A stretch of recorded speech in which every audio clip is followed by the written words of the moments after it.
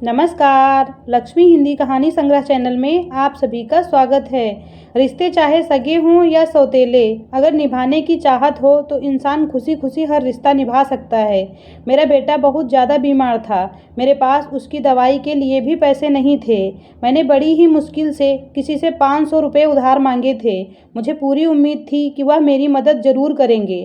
पैसे लेकर मैं घर आई। मैंने सोचा बच्चे को डॉक्टर के पास ले जाऊंगी, लेकिन फिर ख्याल आया कि खाली पेट दवाई खाने पर दवाई का असर भी नहीं होगा।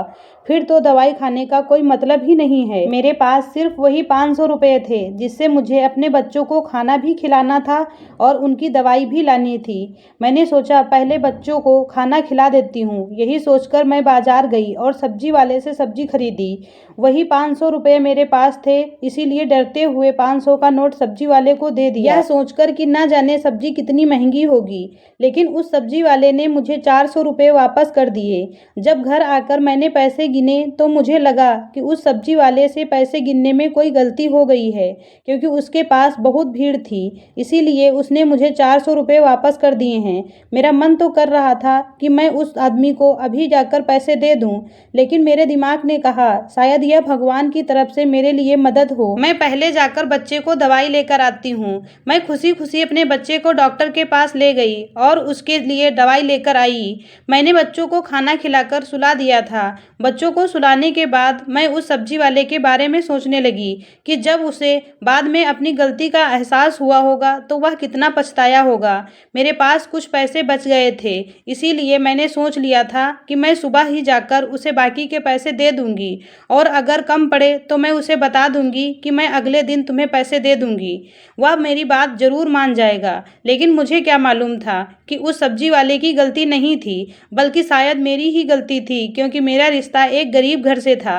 मेरे पापा शराबी थे और मेरी माँ लोगों के घरों में काम किया करती थी। मेरे पापा मेरी बड़ी बहनों को जुए में हार गए थे, जिस वजह से हम तीनों बहनें एक दूसरे से अलग हो गई थी। मैंने बहुत कोशिश की कि मैं अपने पापा की घटिया नज़र से बच सकूं, लेकिन होनी को कौन ही टाल सकता था। आखिरकार जब मैं 17 साल की हुई तो मुझे भी मेरे पापा जुए में हार गए, और फिर मैं शादी करके अपने पापा जैसे ही एक शख्स के घर आ गई। मैं अपनी माँ की तरह लोगों के घरों में काम किया करती थी और अपनी कमाई अपने शराबी पति के हाथों से बचाने के लिए तरह तरह की कोशिशें करती रहती थी। कभी कपड़ों की पोटली बनाकर उसमें छुपा देती, तो कभी राशन के डिब्बों में, लेकिन वह फिर भी मेरी कमाई मुझसे छीन ही ले जाता था। मेरे पास 4 बच्चे थे और मुझे खुशी इस बात की थी कि भगवान ने मुझे चारों बेटे ही दिए थे। मुझे बेटी नहीं दी थी जिसको उसका बाप मेरी ही तरह जुए में बेच देता। इसी तरह समय गुजरता गया और मेरी जिंदगी ऐसे ही गुजरती रही। कभी महीनों बाद मेरे पति को घर की याद आती तो वह घर आ जाते थे और जो भी कीमती सामान नजर आता वह उसे उठाकर बेच देते। अगर उन्हें कुछ नहीं मिलता तो वह मेरे साथ मारपीट करते, और अगर मेरे बच्चे मुझे बचाने की कोशिश करते तो वह बच्चों को भी मारने लगते। मुझे बस इस बात का सुकून था कि मेरा घर अपना था और वह यह बेच नहीं सकते थे, क्योंकि मेरे ससुर जी ने मेरी शादी के बाद ही अपने बेटे की हरकतों को देखते हुए यह घर मेरे नाम कर दिया था।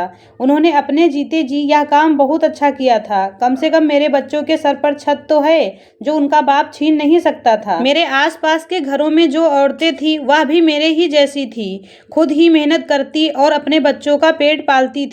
आज अपने बच्चे की बीमारी की वजह से मैंने एक ईमानदार इंसान का हक मार दिया था, और यह चीज मुझे चैन की सांस नहीं लेने दे रही थी। कुछ दिन बाद जब मेरे बेटे की तबीयत ठीक हुई और मुझे मेरी तनख्वाह मिल गई तो मैंने सोचा कि मुझे उस सब्जी वाले का उधार चुका देना चाहिए। मुझे कुछ सब्जी भी खरीदनी थी, इसीलिए मैं दोबारा बाजार गई तो उस सब्जी वाले ने मुझे देखकर भी अनदेखा कर दिया और बाकी के ग्राहकों को सामान देने लगा। मुझे उसका यह रवैया बहुत हैरान कर रहा था कि शायद वह इसीलिए मुझे देखकर अनदेखा कर रहा है कि सबसे निपटने के बाद वह मुझसे अकेले में बात करेगा। खैर, मुझे तो उसके पिछले पैसे देने ही थे, इसीलिए मैं उस सब्जी वाले के पास आई थी। मैं चुपचाप खड़ी रही। सबसे निपटने के बाद वह मेरी तरफ देखकर बोला, दीदी क्या चाहिए आपको? मैंने बताया कि आपने मुझे पिछली बार ज्यादा पैसे वापस कर दिए थे, लेकिन उसने मेरी बात अनसुनी कर दी और पूछने लगा कि अभी क्या क्या चाहिए। मैंने काफ़ी सब्जियां उसे बता दी तो वह तौलने लगा। फिर सब्जियां तौलने के बाद मैंने उससे पूछा कि कितने पैसे हुए, तो वह मेरी तरफ देखने लगा और जो उसने मुझसे कहा वह सुनकर तो मुझे एक जोर का झटका लगा। उसने कहा सिर्फ 100 रुपये। मुझे लगा कि उससे कोई गलती हुई है, इसीलिए मैंने 200 का नोट निकालकर उसे दे दिया। उसने उसमें से 100 रुपये काटकर बाकी के पैसे वापस कर दिए और जब मैंने उससे कहा कि सब्जी तो बहुत महंगी है तो वह मेरी बात काटकर दूसरे ग्राहक को सब्जी देने लगा। मैं हैरान होकर घर वापस आ गई और फिर वह रोज का हो गया था। मैं जब भी उस सब्जी वाले की दुकान पर जाती तो चाहे मैं जितने रुपए की भी सब्जी लेती, लेकिन वह मुझसे केवल 100 रुपये ही लेता था। कभी कभी तो वह सब्जी 500 रुपये तक होती थी, लेकिन फिर भी वह मुझसे सिर्फ और सिर्फ 100 रुपये ही लेता था और हमेशा इंतजार करता कि सारे ग्राहक चले जाएं या फिर सबसे पहले ही मुझे सब्जी दे देता। मुझे सब्जी देने के बाद वह सबको सब्जी देता ताकि किसी को पता ना चले इतनी सारी सब्जी के वह मुझसे 100 रुपये ही क्यों ले रहा है। शुरू शुरू में तो यह बात मुझे बहुत अजीब सी लगती थी, लेकिन जब सब्जी के पैसों की वजह से मेरे घर पर बहुत सी ज़रूरतें पूरे होने लगी तो मैं भी हमेशा सब्जी लेने उसी की दुकान पर जाती थी। कम से कम 5 महीने हो चुके थे मैं रोज़ाना सब्जी लेने जाती या फिर हफ्ते में 1-2 बार, लेकिन जब भी मैं जाती वह मुझसे 100 रुपये ही लेता था। मैंने अपने आसपास मौजूद किसी को भी इस बारे में नहीं बताया था क्योंकि वह किसी को भी यह सब्जी कम दाम में नहीं देता था और मैं कोशिश करती कि बार बार उसके पास ना जाऊं, लेकिन उसकी सब्जी के बचे हुए पैसों की वजह से मैंने अपनी बहुत सी ज़रूरतें पूरी करनी शुरू कर दी थी और मैंने अपने बच्चों को पढ़ाने के लिए सरकारी स्कूल में दाखिला भी करवा दिया था। इसीलिए मैंने सब्जी उसी से लेनी शुरू कर दी थी क्योंकि किसी और दुकान से सब्जी लेने में मुझे बहुत सारे पैसे देने पड़ते जो कि मेरे पास नहीं थे। मैं हमेशा यह सोचकर उसकी दुकान पर जाती कि उससे ज़रूर पूछूंगी कि वह मुझसे केवल 100 रुपये ही क्यों लेता है और वह मुझे यह सब्जी इतने कम पैसों में क्यों देता है। लेकिन उसके लिए ज़रूरी था कि उसकी दुकान पर कोई ग्राहक ना हो, लेकिन जब भी मैं जाती तो उसकी दुकान पर ग्राहक होते जो कभी मेरे सब्जी खरीदने के दौरान ही आ जाते तो कभी पहले से ही मौजूद होते थे। मुझे उससे बात करने का मौका नहीं मिल रहा था। अगर उसका कोई गलत मकसद होता तो मैं भी एक औरत थी, मुझे अंदाजा हो जाता उसकी नीयत का, लेकिन उसका ऐसा कोई इरादा नहीं था क्योंकि वह मुझे नज़र उठाकर भी नहीं देखता था और ना ही वह किसी भी औरत को नज़र भरकर देखता था। यह बात उसकी शराफत की गवाह थी। सवाल यह था कि अगर वह मेरी गरीबी की वजह से मुझ पर तरस खाकर मेरी मदद करना चाहता है तो ऐसे वहाँ तो बहुत लोग थे। वहाँ पर कुछ लोग तो ऐसे भी थे जो 2-3 दिन तक भूखे भी रहते थे, तो वह उन लोगों की मदद क्यों नहीं करता था। मेरे हर सवाल का जवाब सिर्फ सब्जी वाले के पास ही था, लेकिन मुझे उससे बात करने का मौका नहीं मिल रहा था। एक दिन जिस घर में मैं काम करती थी वहाँ पर कोई बहुत बड़ी पार्टी थी, इसीलिए मालकिन ने मुझे बाजार से सब्जी लाने को कहा।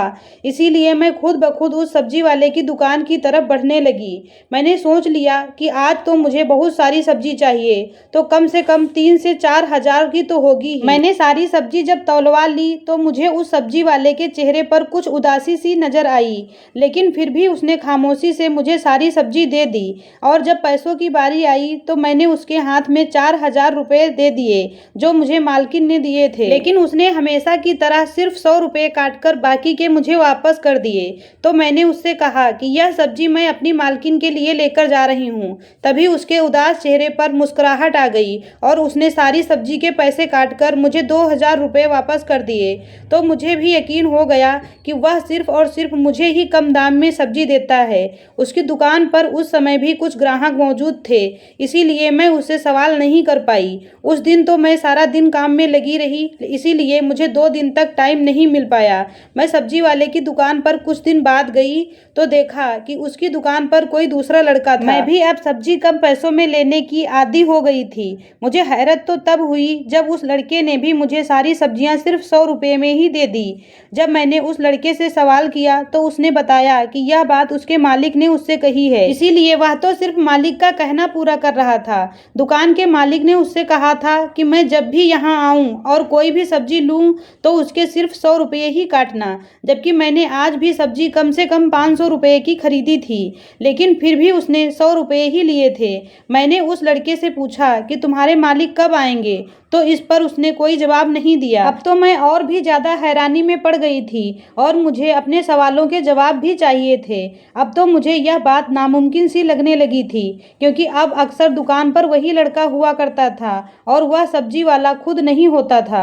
सब्जी तो मुझे वैसी ही मिल रही थी और अच्छी ही मिल रही थी, लेकिन मुझे मेरे सवालों के जवाब नहीं मिल रहे थे। मेरे बच्चों ने भी स्कूल जाना शुरू कर दिया था, इसीलिए मुझे भी उनके अच्छे भविष्य की उम्मीद नजर आ रही थी। और यह सब उस सब्जी की कम कीमत की वजह से मुमकिन हुआ था, क्योंकि उससे पहले तो मैं सिर्फ अपने बच्चों को 2 वक्त की रोटी ही दे पाती थी, इसीलिए उन्हें पढ़ाने का तो सोच भी नहीं सकती थी। लेकिन जब मेरे पास कुछ बचत के पैसे आने लगे तो मैंने उनकी पढ़ाई के लिए भी सोचना शुरू कर दिया था। अब मुझे कुछ उम्मीद नजर आ रही थी कि मेरे बच्चे पढ़ लिख कर किसी मुकाम पर जरूर पहुंच जाएंगे और अब शायद मेरी जिल्लत भरी जिंदगी अब खत्म हो जाएगी।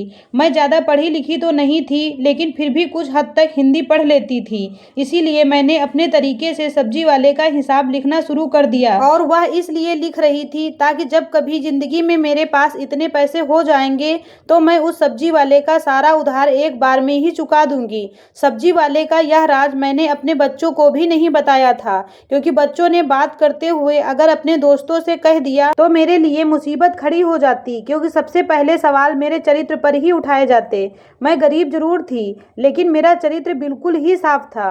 लेकिन यह बात तो कोई नहीं समझता और सब मुझसे सवाल करने लगते, वह इतने कम पैसों में तुम्हें सब्जी आखिर देता क्यों है। इस मामले को अब लगभग 1 साल हो चुका था और अभी तक मैं उस सब्जी वाले से इसका जवाब नहीं पता कर पाई थी। आखिरकार एक दिन मुझे मौका मिल ही गया। शाम को देर से काम पर से घर लौटी थी, इसीलिए सब्जी लेने देर से गई। उस वक्त दुकान पर सब्जी वाला खुद मौजूद था।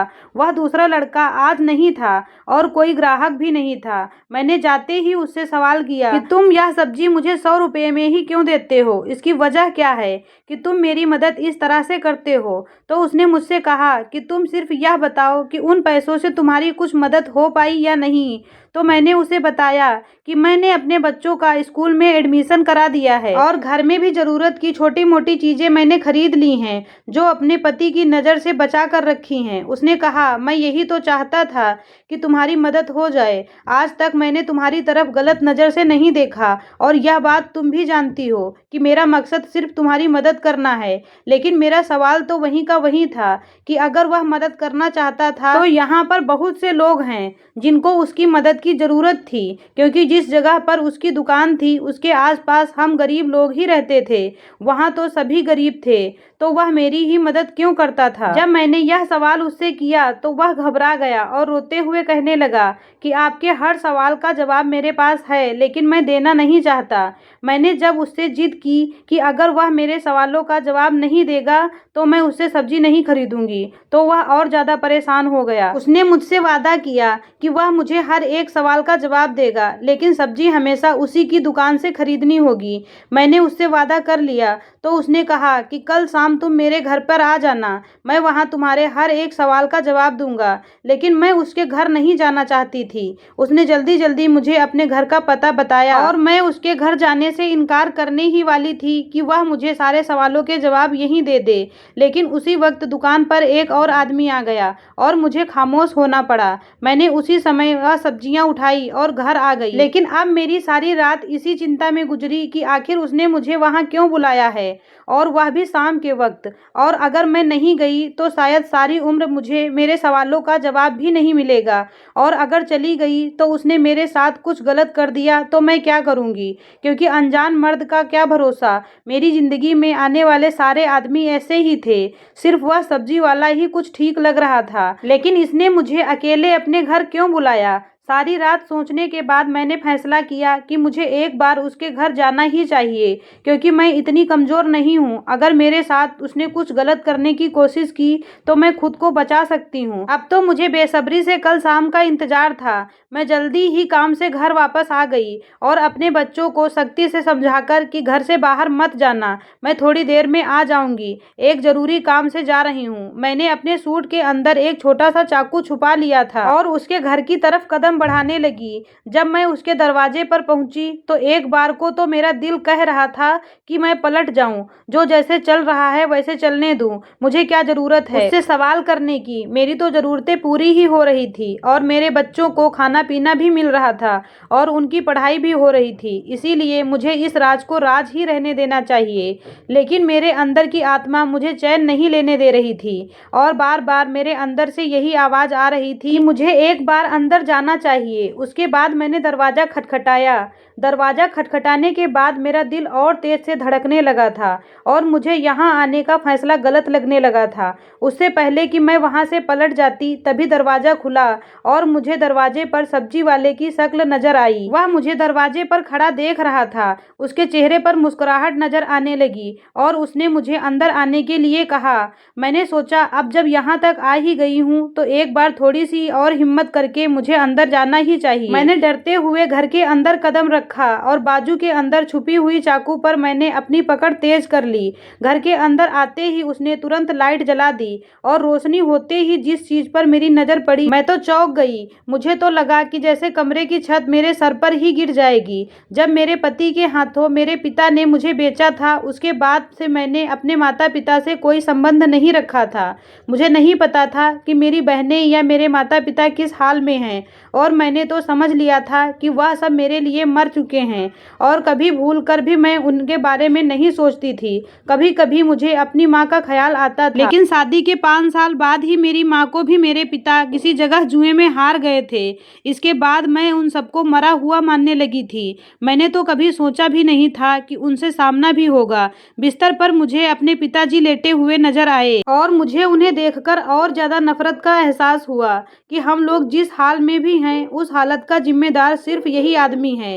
लेकिन उनकी हालत इतनी खराब थी कि मैं उनसे नफरत भी नहीं कर पा रही थी। मेरे पीछे मौजूद सब्जी वाले ने मुझसे कहा कि आपने इनको पहचाना? मेरी तो जैसे जुबान ही बंद हो गई थी। आखिर मैं क्या जवाब देती। मेरी हालत देखकर उसने कहा कि यह आदमी आपके पिताजी हैं। सिर्फ आपके ही नहीं बल्कि यह मेरे पिता भी हैं, इसीलिए मैं आपका भाई हूँ। और यह सुनकर मुझे बहुत बड़ा झटका लगा। ऐसा कैसे हो सकता है? यह आदमी मेरा भाई कैसे हो सकता है? क्योंकि हम तो सिर्फ 3 बहनें ही थे।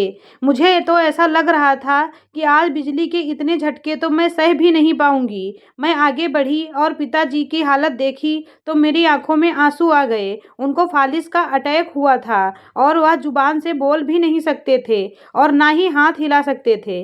सिर्फ वह मुझे देखकर रो रहे थे। मैंने उस सब्जी वाले से पूछा कि यह सब क्या है? तुम मेरे भाई कैसे हो सकते हो? हम तो सिर्फ 3 बहनें ही थी और फिर यह तुम्हारे पास कैसे? तभी उसने मुझे बताया कि बहुत पहले इन्होंने मेरी माँ को भी जुए में जीता था, लेकिन ये कभी उनको अपने घर नहीं लेकर आए। इन्होंने मेरी माँ को किसी दूसरी जगह रखा था और मैं उसी औरत का बेटा हूँ। जब मेरी माँ मरने वाली थी तब उन्होंने मुझे इनके बारे में बताया था। बहुत ढूंढने के बाद मैंने इनका पता निकाला और इनके पास आया, लेकिन कुछ दिन बाद ही इन्हें फालिस अटैक हो गया और यह बिस्तर पर आ गए। मुझे अपने मोहल्ले वालों से आपके बारे में पता चला तो मैंने सोचा कि मैं आपकी थोड़ी बहुत तो मदद कर ही सकता हूँ, इसीलिए मैं आपको सारी सब्जी सिर्फ 100 रुपये में ही देता था। यह सुनकर मेरी आंखों से आंसू छलक पड़े और मैंने भगवान का धन्यवाद अदा किया कि भगवान ने मुझे अगर पति और पिता की शक्ल में अच्छे इंसान नहीं दिए तो भाई की शक्ल में मुझे इतना अच्छा इंसान दे दिया था। और इसके साथ ही मैंने खुले दिल से अपने पिता को माफ कर दिया,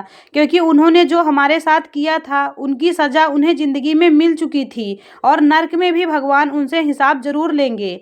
मैंने अपने भाई से वादा किया कि मैं यहाँ पर आती जाती रहूंगी और पिताजी का ध्यान रखूंगी। जब मेरे पति के बारे में मेरे भाई ने बताया कि उनको बड़ी ही मुश्किल से कुछ लोगों की मदद से मैंने शराब छुड़ाने वाले विभाग में एडमिट करा दिया है और वह जल्द ही अच्छे इंसान की शक्ल में आपके सामने आएंगे, तो मैं अपने भाई का शुक्रिया शब्दों में नहीं अदा कर सकती थी। वह मेरी माँ का बेटा भी नहीं था, फिर भी वह मुझे अपनी बहन की तरह मानता था और वह मेरी पूरी मदद करने की कोशिश कर रहा था।